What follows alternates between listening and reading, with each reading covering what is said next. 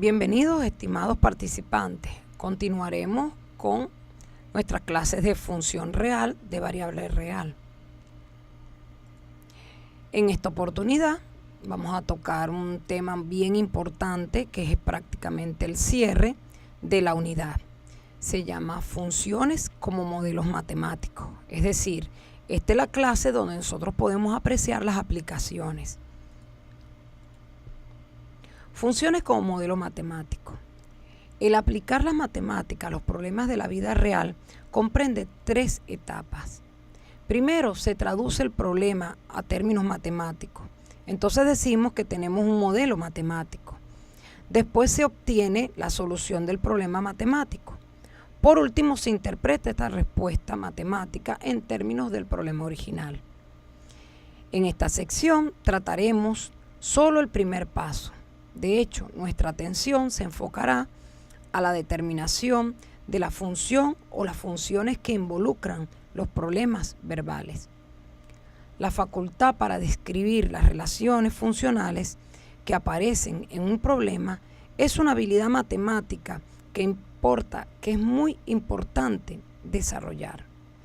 Por esta razón mostraremos algunos ejemplos tomados en diferentes campos. Algunas recomendaciones de entrada que quisiera que tomemos en cuenta. Primero, lee el problema cuidadosamente varias veces y fíjese en los datos, eventos y en las incógnitas, metas que deben encontrarse. Si es posible, haga un dibujo o una representación que trate de traducir los eventos del problema. Y por supuesto, cada vez que vayamos a identificar alguna de las incógnitas, es importante generar una etiqueta para ellas e identificarlas correctamente, porque eso es lo que va a permitir que definamos correctamente también la meta. Palabras que no pueden faltar en esa meta es qué, cuánto, dónde, cuándo. Por lo tanto, debemos plantear la pregunta aun cuando el problema no lo tenga expresado de manera explícita. Como tercera recomendación, tratar de descomponer el problema en otros pequeños problemas. Escriba una lista de hechos conocidos y relaciones entre variables. Una relación entre variables generalmente se escribe como una ecuación. Puede ser útil también encontrar el valor de la función para uno o más valores en la variable, de manera que pueda generalizarse el procedimiento. Si la elección de las variables desemboca en una función indebidamente complicada, considérese otra alternativa. Vamos con el primer ejemplo. Un fabricante de dulces se sujeta en la venta de los artículos que produce a la siguiente norma: precio al público igual al triple del costo de los materiales empleados más $2 de impuesto. Expresar el precio al público en función del costo del material y trazar la gráfica correspondiente. ¿Qué hacemos? Intentamos en este caso plantear el evento. P es igual a 3C más 2, donde fijamos que P es el precio al público y C, costo de materiales. ¿Qué pregunta podemos plantear? ¿Cuál es la ecuación que permite expresar el precio al público en función del costo del material y su gráfica correspondiente? Recordemos que es muy importante que tengamos siempre en la mente cuáles son los conceptos y las propiedades que debemos emplear para resolver este problema. Transformaciones. Partimos de la ecuación. Para construir la gráfica calculamos la abscisa y la ordenada al origen. Es decir, si P es igual a 0, entonces C es igual a menos 2/3. Si C es igual a 0, entonces P es igual a 2. Con ello se nos facilita la representación gráfica de esta ecuación. Notemos que en la gráfica que hemos señalado, solamente vamos a considerar los valores desde 0 hacia el más infinito en el dominio. ¿Por qué? Porque estamos hablando de costo.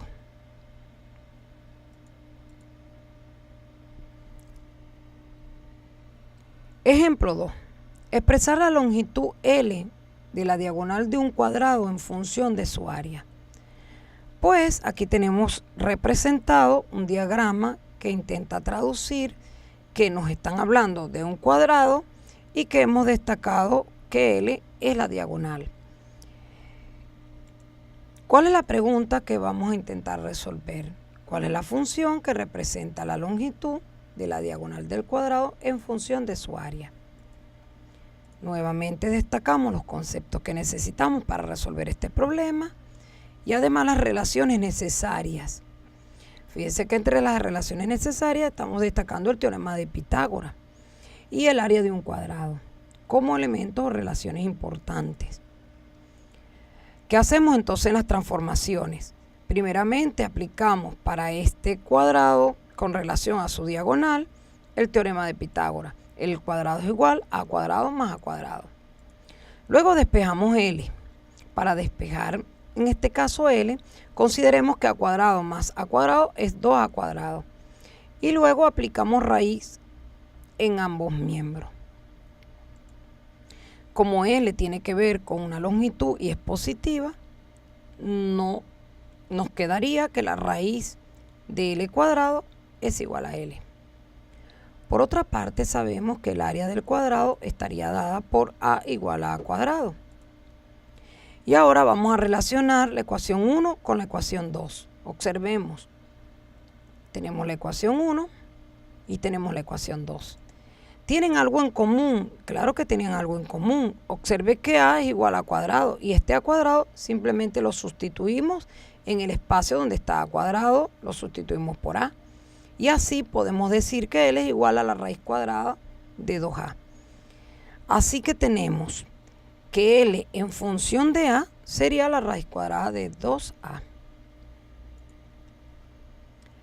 Veamos entonces el ejemplo número 3. Un granjero tiene 36 metros de cerca para construir 2 corrales rectangulares idénticos, con un lado en común. Eso es lo que tenemos aquí y estamos representando en el dibujo. Observemos, este lado es Y, que en este caso sería igual a este lado, que es Y, y es igual a este lado, que es Y.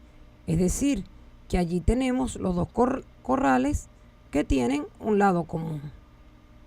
A la vez hemos representado el otro lado con X, para destacar que no necesariamente nos están diciendo que los corrales que se han formado son cuadrados. Nos dice que exprese el área total limitada por ambos corrales en función del ancho y determine el dominio de la función resultante. Como les dije en el evento, no solo hemos destacado las incógnitas, sino que además sabemos que podemos destacar que el perímetro es 3 veces Y más 4X. ¿Por qué? Porque si tuviésemos que cercar, tomaríamos 4X más 3Y. Y eso me da 36, tal como lo destaca el evento inicial.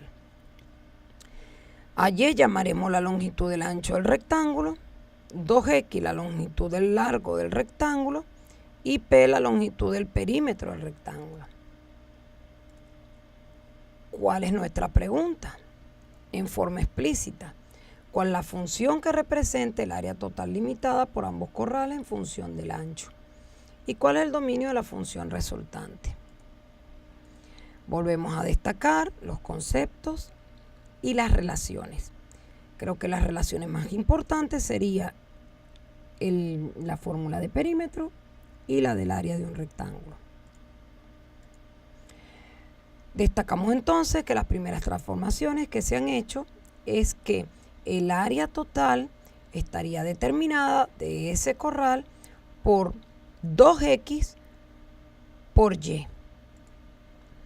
Para expresar el área total en función de Y, tenemos que notar que tendríamos que transformar a X. ¿De dónde podemos tomar ese valor de X? pues se despeja X de 1. Observemos que 1 está señalada en el evento. Eso quiere decir que empezamos a transponer términos. 3y pasa negativo al primer miembro y luego el 4 dividimos ambos miembros entre 4 para verlo en el denominador. Así tendríamos despejada la variable X. Luego, ¿qué hacemos? Vamos a sustituir 3, que ya lo tenemos despejado, en la ecuación 2. Y al hacer la sustitución y la simplificación correspondiente, encontramos que el área total en función de y es 18y menos 3 medios de y cuadrado. Ahora bien, determinemos el dominio de esta función. Para determinar el dominio de la función, estaríamos considerando dos elementos. Primero, que el valor de X que estamos sustituyendo debería ser mayor que 0. Y segundo, que el valor de Y también debería ser mayor que 0. ¿Por qué? Porque ambas corresponden a longitudes. Por lo tanto, nos quedaría resolver cada una de estas dos desigualdades. En la solución de cada una podemos encontrar para la primera que Y es menor que 12. Y al desarrollar y al considerar el Y menor que 12 con el Y mayor que 0 y hacer una intersección, nos quedaría el intervalo de 0 a 12. Y eso perfectamente definiría el dominio de la función que hemos estado trabajando. Al introducir el valor de Y igual 2, que pertenece al dominio del que acabamos de calcular, se obtiene que el área del rectángulo es 30 metros cuadrados. Sustituyendo los valores A igual 30 y Y igual 2, en 2 se obtiene que el valor es X igual a 15 medios. Así, al sustituir ambos valores de X y en 1, se puede comprobar que las dimensiones del rectángulo, las que hemos señalado, cumplen con el perímetro establecido. Por lo tanto, esto nos ha funcionado como proceso de verificación en los cálculos que hemos realizado. Por otra parte, al intentar sustituir en 6 un valor de Y que se encuentre fuera del dominio del área, como por ejemplo Y igual 13, se obtiene un valor del área negativo, lo cual es contradictorio, ya que se sabe por definición que las áreas siempre deben ser positivas. Esto nos permitió, las dos sustituciones que hemos hecho, poder concluir y verificar entonces que el área del terreno en función de Y viene dada por A de TY igual a 18Y menos 3 medios de Y cuadrado, y su dominio va de 0 abierto hasta 12. Culminaremos con este problema, en este caso el ejemplo número 4. Un cilindro circular recto de radio R y de altura H, tal como lo podemos ir observando en la figura, está inscrito en un cono de altura 12 y radio de base 4. Aquí lo tenemos. ¿Cómo se muestra en la figura? Expresa el volumen del cilindro como función del radio y determina el dominio de la función resultante. Es importante destacar que en este problema nos han proporcionado la figura, por eso la redacción del problema dice tal como muestra la figura 1. H decimos que es la longitud de la altura del cilindro y R la longitud del radio del cilindro. Todos los elementos están planteados en el evento y nos planteamos entonces las siguientes interrogantes. ¿Cuál es la función que representa el volumen del cilindro en función del radio? La cual vamos a destacar como B de R. ¿Y cuál es el dominio de la función resultante? Consideremos nuevamente los conceptos y las relaciones. Una relación significativa sería la fórmula del volumen, en este caso del cilindro, que estaría dado por pi por r cuadrado por h. Las transformaciones. Sea B el volumen del cilindro, tal como lo hemos señalado. Observe que en la figura 1, que los triángulos A, C, D, ¿verdad? El triángulo A, C, D y el triángulo A, B, E, el triángulo A, B, E, eso que hemos estado señalando, muy importante observar, son semejantes. Por lo tanto, podemos establecer criterios de proporcionalidad, es decir, AC entre AB es igual a CD entre BD. Si sustituimos los elementos que están dados y ya reconocidos en la representación de la figura, podemos despejar, en este caso, H de esta relación nos daría 12 menos 3R.